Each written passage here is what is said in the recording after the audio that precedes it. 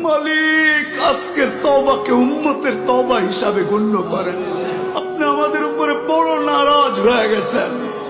নাইলে অতীত তাকাইলে দেখি মালিক একজন হাত তুলতে দেরি, একজন চিৎকার দিতে দেরি, একজন আপনাকে অনুরোধ করতে দেরি, একজন বলতে দেরি, আকাশ থেকে সাহায্য আসতে দেরি হয় নাই, আপনার বাহিনী জাপায়া পড়তে দেরি করে নাই।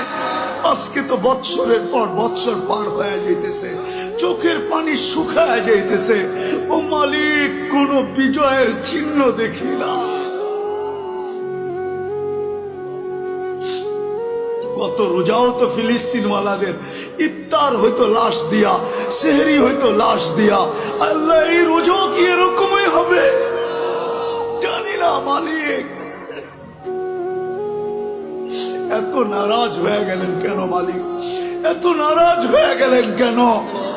বেশক আমরা শাস্তির যোগ্য, অস্বীকার করি না, কিন্তু আপনি শাস্তি দেন না।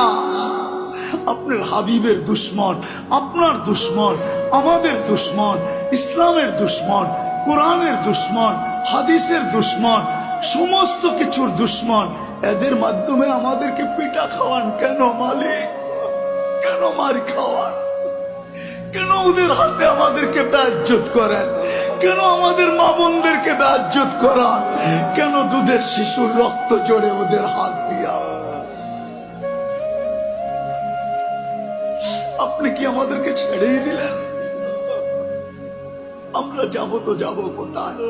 আমরা তো এই কথায় বিশ্বাসী, লা মালজা ওয়ালা মানজা, লা মালজা ওয়ালা মানজা মিনকা ইল্লা ইলাইক।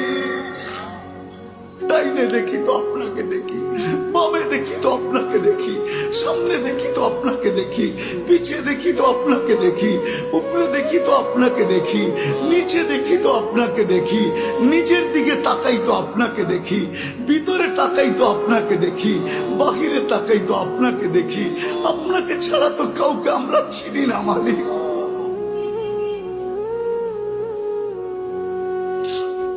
আজকে এই আলেমদের হাত খালি ফেরত দিয়েন না। আমারটা দিয়া দেন, কোনো আপত্তি নাই, কিন্তু আমার ডাইনে বামের আলেমদের হাত খালি ফেরত দিয়েন না। ইমাম খতিবদের হাত খালি হাতে ফেরত দিয়েন না। তোলাবাদের হাত খালি ফেরত দিয়েন না।